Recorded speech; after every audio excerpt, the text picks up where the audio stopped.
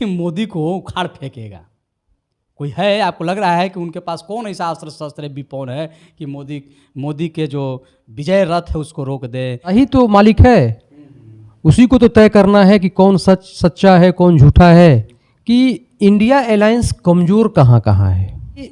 इन दलों में आपस में मत भिन्नता है, उनमें कई घटक दल ऐसे हैं जिन पर उनके जो सुप्रीमो हैं उन पर भ्रष्टाचार का गंभीर आरोप है। इसके साथ साथ आम आदमी पार्टी, जिसके 3 बड़े नेता जेल में हैं, 3 बड़े नेता, अरविंद केजरीवाल के बाद इन्हीं 3 नेताओं की चलती थी पार्टी में और ये जेल में है। लेकिन आदमी तो ईमानदार है कि इंडिया अलायंस के ही नेताओं के ऊपर राजद्रोह जैसे शब्द भी चिपकाए गए। ये राहुल गांधी को नुकसान कर रहा है कि राहुल गांधी अपने व्यवहार से विकल्प बनने के लिए तैयार नहीं है। सर, इंडिया अलायंस के ही घटक दलों द्वारा सनातन धर्म पर वार किया गया। ये भाजपा के लिए एटम बम की तरह है सब मुद्दा। इंडिया अलायंस अगर सत्ता में आता है तो हम लोग 370 जो हटाया गया है पुनः बहाल भी कर देंगे।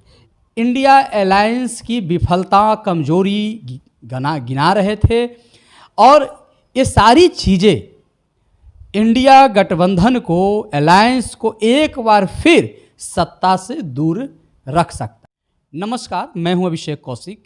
लगातार हम लोग अपनी पैनी नज़र भारत और प्रदेश की राजनीति पर लगाए हुए हैं, पैनी नज़र रखे हुए हैं। जो कुछ भी हो रहा है हम आप तक प्रेषित करने का प्रयास कर रहे हैं। आज हम बात करेंगे, हमारे साथ हमारे स्टूडियो में एडी न्यूज़ इंडिया के प्रधान संपादक हैं और साथ ही साथ सामाजिक राजनीतिक के मुद्दों के अच्छे जानकार, विशेषज्ञ और विश्लेषक अमन सांडिले सर हैं। आज हम जानेंगे सर कि लड़ाई बड़ा गंभीर हो गई है। कुरुक्षेत्र में सेना तैयार हो चुका है और 5 राज्यों के चुनाव के भी डेट भी की घोषणा हो गई है। हम अपने दर्शकों को कह दें कि उस पर हम लोग आगे बात करेंगे, अगले वीडियो में आएंगे। पूरा तैयारी है, पांडव कौरव। अब कौरव किसको मानते हैं ये दर्शक पर छोड़ देते हैं, ठीक है। अब बताइए कि इंडिया अलायंस वर्सेज एनडीए, इसकी लड़ाई में इंडिया के पास कौन सी एटम बम है कि जिससे कि मोदी को उखाड़ फेंकेगा। कोई है, आपको लग रहा है कि उनके पास कौन ऐसा अस्त्र शस्त्र विपोन है कि मोदी के जो विजय रथ है उसको रोक दे, मोदी का जो तंत्र चल रहा है, मोदी की जो सरकार चल रही है, मोदी की सत्ता से बेदखल कर दे। कुछ ऐसा लग रहा है आपको क्या? देखिए कौशिक जी, अभी जो स्थिति है, इस स्थिति में, इस सिचुएशन में नरेंद्र मोदी जिस तरह से अपने कामों को लेकर के जनता के बीच में आ चुके हैं और इंडिया अलायंस उन पर अटैक किए हुए हैं। अब ये जनता को तय करना है, जनता ही तो मालिक है, उसी को तो तय करना है कि कौन सच्चा है कौन झूठा है, विपक्ष के आरोपों में सच्चाई है कि मोदी जी के बातों में सच्चाई है। लेकिन मैं इस मुद्दे पर पहले मैं बात करूंगा कि इंडिया अलायंस कमज़ोर कहाँ कहाँ है, किन किन चीज़ों पर कमज़ोर है इंडिया अलायंस। मजबूती दिख रहा है कि 26 बड़े दलों का एक साथ जमावड़ा है, ये एक मजबूत पॉइंट है देखने के लिए। जब आप देखिएगा तो लगेगा करिए बिहार से लालू प्रसाद यादव जी हैं, नीतीश जी हैं, अखिलेश जी हैं, उत्तर प्रदेश से लेफ्ट पूरा है, स्टालिन है, ऐसे बड़े बड़े दिग्गज इंडिया में हैं और एनडीए के साथ छोटी छोटी पार्टियां हैं। मुख्य पार्टी एक ही है वहाँ, बीजेपी है ना। तो इसको देखने पर तो लगता है कि एनडीए बहुत मजबूत है, लेकिन कमजोरी कहाँ है? क्योंकि जनता को भी समझ में आ रहा है कि कमजोर कहाँ है। तो पहला है कि इन दलों में आपस में मत भिन्नता है।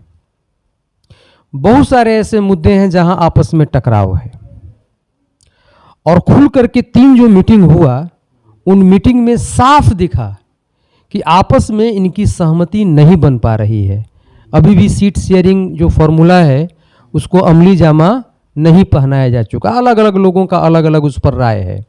तो मतभिन्नता एक बहुत बड़ा कारण बनेगा। दूसरा है कि इंडिया अलायंस के जो घटक दल हैं उनमें कई घटक दल ऐसे हैं जिन पर उनके जो सुप्रीमो हैं उन पर भ्रष्टाचार का गंभीर आरोप है। जैसे राहुल गांधी जी, सोनिया जी स्वयं बेल पर हैं, लालू जी सजा काट रहे हैं, अभी बेल पर हैं, ठीक है। इसके साथ साथ आम आदमी पार्टी जिसके 3 बड़े नेता जेल में हैं, 3 बड़े नेता, यानी अरविंद केजरीवाल के बाद इन्हीं 3 नेताओं की चलती थी पार्टी में और ये जेल में हैं। इसके अलावा कांग्रेस के भी कुछ कुछ नेता हैं जिन पर की आरोप है। तो भ्रष्टाचार भी एक मुद्दा है। जनता समझ नहीं पा रही है कि जो भ्रष्टाचार किए हुए हैं आखिर वो मिल करके अलायंस बना करके अगर सत्ता में आते हैं तो हमारा भला कैसे होगा। कई लोगों से मेरी बातचीत हुई, उन्होंने कहा कि ठीक है मोदी का विरोध है या जो भी है महंगाई को लेकर, रोजगार को लेकर, लेकिन आदमी तो ईमानदार है। देखिए ये परसेप्शन आम जनता के बीच में है। मोदी की ईमानदारी पर कोई शक शुबह नहीं है। तीसरा है कि इंडिया अलायंस के ही नेताओं के ऊपर राजद्रोह जैसे शब्द भी चिपकाए गए। जैसे कांग्रेस पार्टी में कन्हैया कुमार शामिल हैं, जेएनयू में जो भाषण दिया गया भारत तेरे टुकड़े होंगे, तो उसके दौरान कन्हैया कुमार वहां स्वयं खड़े थे। साथ साथ राहुल गांधी बार बार अपने ही देश को, अपने देश के प्रधानमंत्री को, भारत का प्रधानमंत्री एक पार्टी का नहीं होता, वो देश का नेतृत्व कर रहा होता है, और ये विदेशों में जा करके नीचा दिखाते हैं और चाइना की तारीफ करते हैं। जनता के बीच में ये भी एक चर्चा का विषय है। और समझ में मुझे नहीं आता है कि जो आदमी प्रधानमंत्री पद को ये मान करके चलता है कि हमको पीएम बनना है देश का, और ऐसी ओछी बातें विदेशों में क्यों करता है, ये मेरे समझ से परे है। ये राहुल गांधी को नुकसान कर रहा है। एक बहुत बड़ा वर्ग है जो बीजेपी से जुड़ा हुआ है लेकिन विकल्प तलाश रहा है, लेकिन राहुल गांधी अपने व्यवहार से विकल्प बनने के लिए तैयार नहीं है सर, सीधी सी बात है। इसके अलावा चाइना का समर्थन कम्युनिस्ट पार्टियों द्वारा और कांग्रेस द्वारा अपरोक्ष रूप से, डायरेक्ट तो नहीं कर सकते लेकिन बार बार ये कहते हैं। इसके बाद इंडिया अलायंस के ही घटक दलों द्वारा सनातन धर्म पर वार किया गया। बिहार का मामला ले लीजिए, चंद्रशेखर सिंह ने, शिक्षा मंत्री ने रामचरितमानस पर विवादित टिप्पणी किया। स्वामी प्रसाद मौर्य उत्तर प्रदेश में सपा के हैं, उन्होंने रामचरितमानस की प्रतियों को फाड़ करके जलाया। और स्टालिन के बेटे उदयनिधि स्टालिन ने क्या क्या नहीं कहा, डेंगू मलेरिया क्या क्या बोल गए सनातन को। यहाँ तक कि कांग्रेस पार्टी के राष्ट्रीय अध्यक्ष के बेटे ने भी, खड़गे साहब के बेटे ने भी सनातन के बारे में अभद्र टिप्पणी की। राष्ट्रीय महासचिव केसी वेणुगोपाल ने भी समर्थन कर दिया। ठीक है, तो ये सब चीजें हैं, ये सब मुद्दे बनेंगे सर। ये चुनाव में ये मुद्दे होंगे। ये भाजपा के लिए एटम बम की तरह है सब मुद्दा, और ये विपक्ष जो है इंडिया अलायंस थमा दे रहा है बीजेपी को, ये सेल्फ गोल मार रहा है खुद। इसके बाद राम मंदिर भी मुद्दा होगा। भले ही राम मंदिर के पक्ष में डिसीजन आ गया, 24 में उसका ये हो जाएगा, रामलला का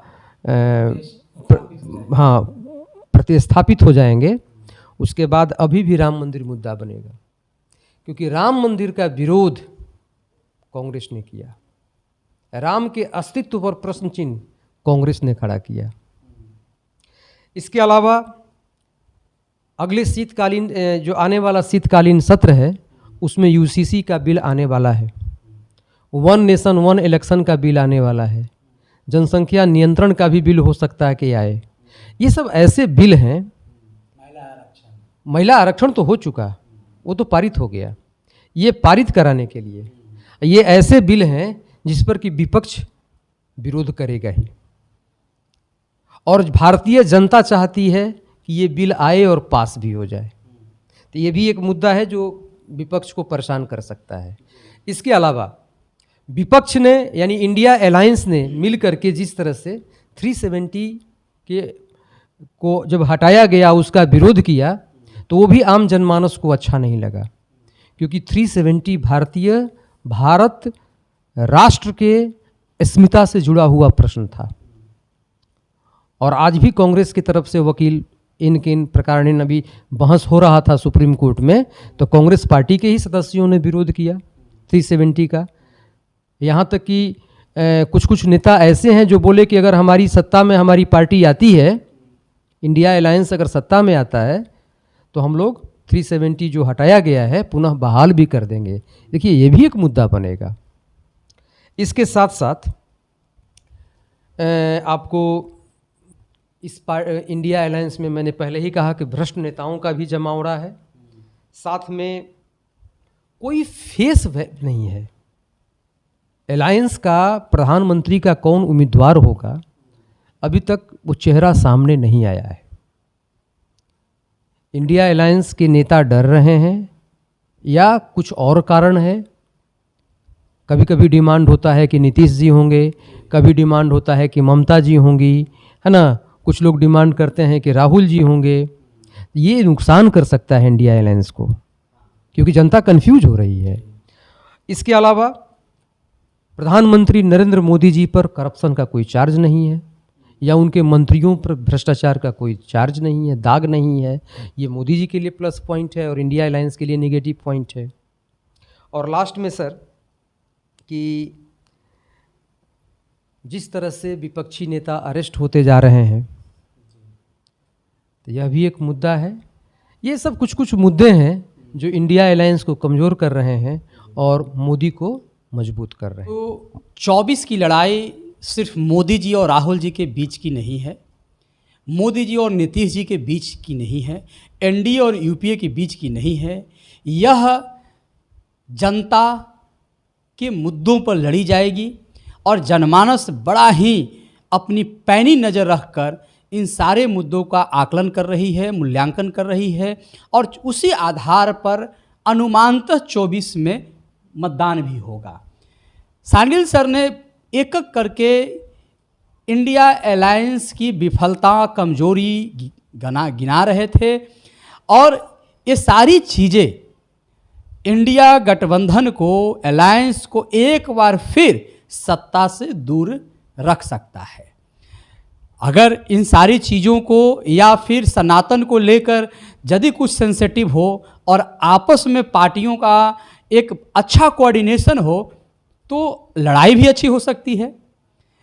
अब लड़ना है उनको इस कुरुक्षेत्र के में, 24 के कुरुक्षेत्र के योद्धा हैं वे लोग, चाहे वो एनडीए के हों या यूपीए को हों। हम लोग तो सिर्फ विश्लेषण आप तक पहुंचाएंगे।